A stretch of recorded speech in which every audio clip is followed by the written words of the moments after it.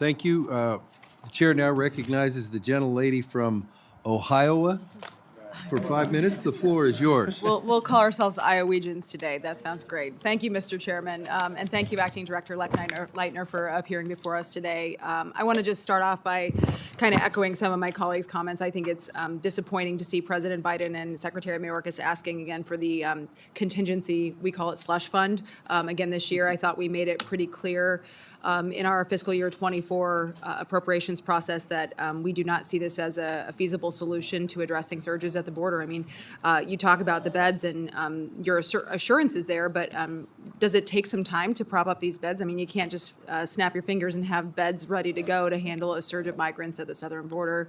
I mean, you're talking about flying them from state to state at a huge taxpayer expense. How quickly can you turn these beds around when you have a surge situation? Well, we have a certain number of, government, minimum beds. So the GM, we call GM beds, where we're paying for a certain amount we have all the time. And right now, our utilization of those beds is about 85%. But it's the extra beds where we're talking about the surge beds, if you will. I would like to have more money dedicated and appropriated for the beds personally, but So you'd rather have the beds in your bottom line rather than have to rely on this surge funding? personally, yes. Okay, that's important to know, and I heard you mention that 50,000 number. Is that where you'd like that number to really be? Yes, we think that that's more appropriate. Okay. I want to follow up on something my colleague, Mr. Harris, just mentioned. You mentioned, or he brought up specifically the challenges in enforcement at the local level in Maryland.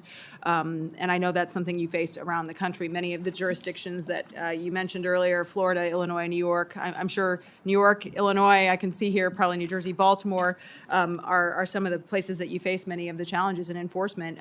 So how do sanctuary cities impact your enforcement and efforts when they're refusing to cooperate at the local level of those jurisdictions? How are you working to ensure the safety and security of those communities while still working to apprehend these violent criminals?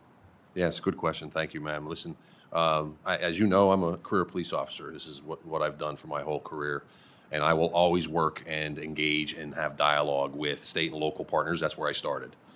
We want to work together, and we want to protect public safety and national security. And in those jurisdictions where they're prohibited from dealing with us, we're going to have to do it ourselves and have to do a lot of at-large or in the communities, fugitive operations, if you will.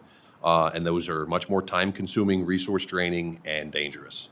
But we do them because we have to uphold the law, and it's public safety, national security. We'd much prefer to have a good dialogue and have assistance from our state and local partners. But regardless, we're going to execute our mission and uphold the law. Do you know how many detainers you've issued that you have not had cooperation or response with nationwide?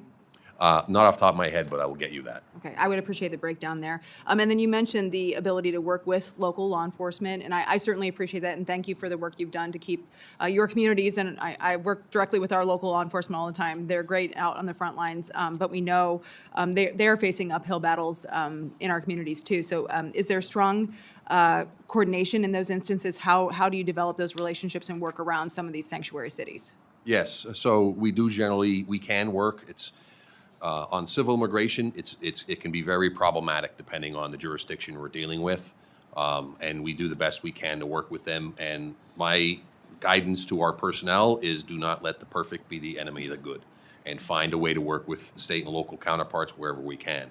And as it relates to criminality and investigations that are beyond the scope of the civil immigration, we've had much more success in these jurisdictions, and quite frankly, I'm very pleased with the amount of cooperation and relationships we have in that venue, specifically for HSI. Yeah, and if you would follow up, I appreciate you following up with that information on the detainers nationwide. How are you working to use HSI agents to better keep track of individuals that have committed crimes in communities and make sure that they're being apprehended? I think there's a growing frustration from people watching people who are here illegally commit crimes, even assaulting law enforcement officers and being released into our communities. I think crime of all levels should be considered a removable offense. So is that a barrier, in terms of sanctuary cities placing the protections on those individuals? Is it prosecutors not prosecuting? What in your mind is the problem here that we need to be addressing? Well, that would fall under our ERO side of the house and the fugitive operations going after criminal aliens, as we know.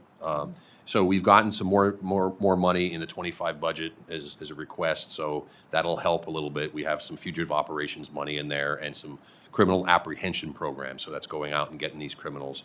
And that's where we're trying to partner more and more we can with state and locals and do what we can to pull as many of these individuals into custody. All right. Well, I see my time has expired. Thank you, Acting Director. I yield back, Mr. Thank you, Chair. ma'am. Thank you. The gentleman from Texas is recognized.